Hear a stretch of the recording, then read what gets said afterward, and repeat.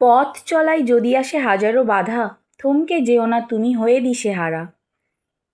ভাঙা পথেই তৈরি হয় নতুন কোনো মোড়, কালো রাতের পরেই আসে রাঙা আলোর ভোর। হ্যালো ফ্রেন্ডস, আমি Shreya, welcome back to my channel. আজকের ব্লগটা একটু অন্যরকম করে শুরু করলাম। আজকে চলে এসেছিলাম আমাদের সকলের বাড়ি ঘোষবাড়িতে। এটা অবস্থিত বসিরহাটে, বসিরহাট ঘোষবাড়ি নামেও এটি পরিচিত। হ্যাঁ, এটা সত্যিই আমাদের সকলের বাড়ি ঘোষবাড়ি। এখানে যে বা যারা আসবে এটা তাদেরই বাড়ি। আর দেখো ওখানে সামনে লেখাও আছে সকলের বাড়ি ঘোষবাড়ি। হ্যাঁ, এটা সত্যিই সকলের বাড়ি ঘোষবাড়ি। আমাদের পুরো বসিরহাটে এই এমন একটি ঘোরার জায়গা যেখানে ঢুকতে কোনো এন্ট্রি ফি লাগে না। আমাদের বাড়ি যেহেতু বসিরহাটের খুব কাছাকাছি, তো প্রায়ই আমার এখানে আসা হয়। এটিকে আমি একটি পার্ক বলবো নাকি একটি ছোট্টখাট্টো শহর বলবো আমি সত্যিই জানি না। এখানে আমি প্রায়ই আসি, কিন্তু কখনো সেভাবে ক্যামেরাবন্দি করা হয়নি। আজকে ভাবলাম পুরো ঘোষবাড়িটা ক্যামেরাবন্দি করে তোমাদের সঙ্গে শেয়ার করা যাক। এটি কিন্তু সত্যি ছোট্টখাট্টো একটি শহর বললেই চলে। ঢোকার মুখেই তোমরা দেখতে পেলে ঘোষবাড়ি সুইমিং পুল রয়েছে, ঘোষবাড়িটা রয়েছে, এবং পুজো হয়েছিল সেই প্যান্ডেলটাও কিন্তু ভাঙা হয়নি, সেটাও রয়েছে, জিমও রয়েছে, অনেক কিছু কিন্তু রয়েছে। এখানে দেখো ছোট ছোট রেস্টুরেন্ট মতন রয়েছে, পেছন দিকে নাগরদোলনা, অনেক কিছু রয়েছে। এখানে কিন্তু শপিং মল থেকে শুরু করে সোনার দোকান পর্যন্ত রয়েছে। ওই যে সামনে কিন্তু স্কুটির শোরুমও রয়েছে, আর এখানে সবজির মার্কেটও কিন্তু রয়েছে। অনেক বসার জায়গাও রয়েছে, ছোট ছোট পুকুর আছে, আর অনেক রকম মেলায় যেরকম থাকে অনেক নাগরদোলনা রয়েছে এখানে। ছোট বাচ্চাদের থেকে বড়দের সব রকমের নাগরদোলনা রয়েছে, পার্কিং রয়েছে দেখতে পাচ্ছ।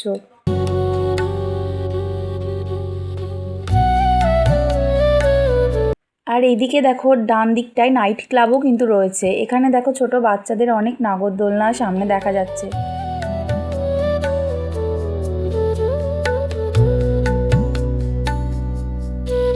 আর এই যে সামনে এখানে দেখো, এখানে কিন্তু একটু ঐতিহাসিক ব্যাপার রয়েছে। এখানে মিশর সভ্যতা রয়েছে।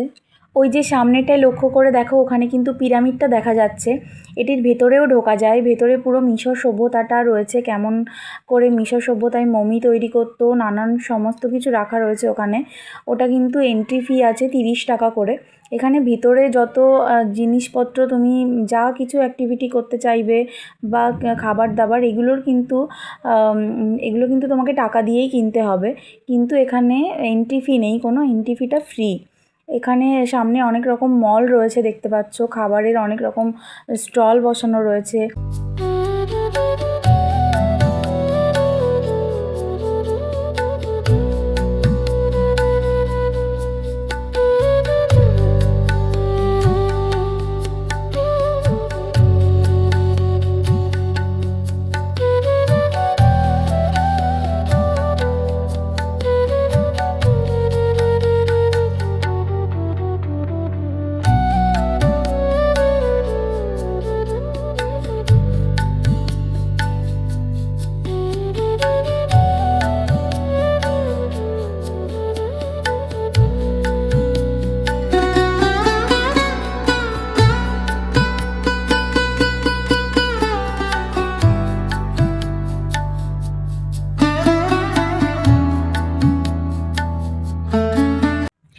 এই দেখো এখানে কিন্তু খুব সুন্দর বোটিংয়ের অপশনও রয়েছে।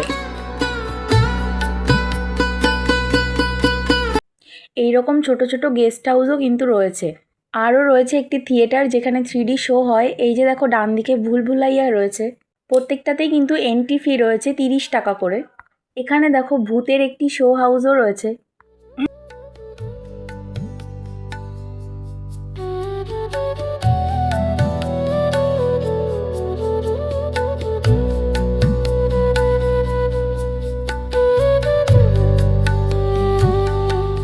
আর এই দিকটাতে কিন্তু দেখো ছোট ছোট বাচ্চাদের পার্ক রয়েছে, একদম ছোট ছোট বাচ্চাদের খুব সুন্দর পার্ক রয়েছে এখানে।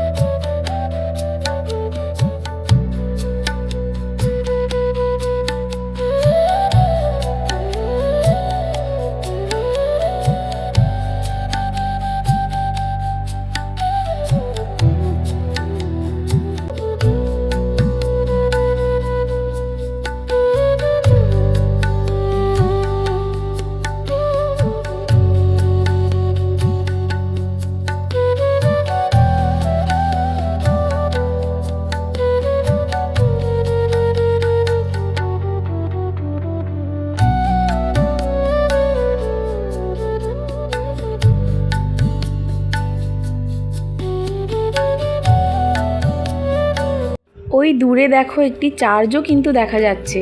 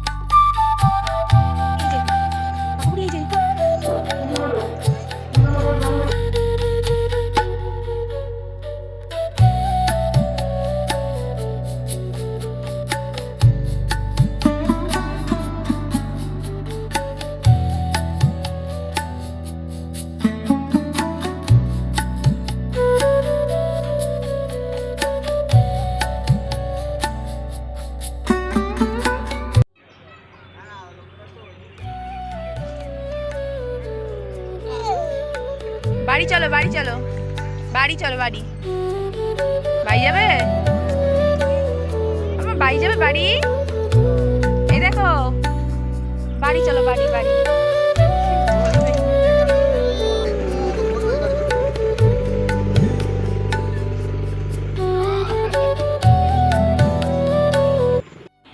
এবার কিন্তু ফেরার সময় হয়ে এসেছে, চলে এসেছি গেটের মুখে।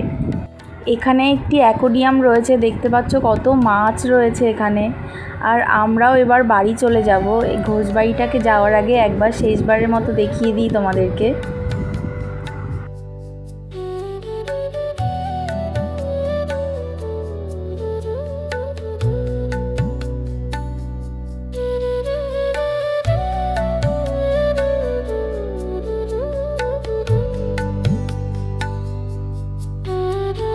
চলে এসেছি বাইরে, বাইরে থেকে দেখতে এরকমই লাগে ঘোষবাড়িটা। চলো টাটা সবাইকে, ফেরার সময় হয়ে এসেছে। ঘোষবাড়িকেও একবার টাটা বলে দিই। আর এখানে আমরা এবার বেরিয়ে চলে আসছি। আর আমার মাম কিন্তু বায়না করছে, ও সামনে বসেই যাবে গাড়িতে। চলো একটুখানি সামনে বসুক ও, তারপরে নিয়ে নেব পেছনে।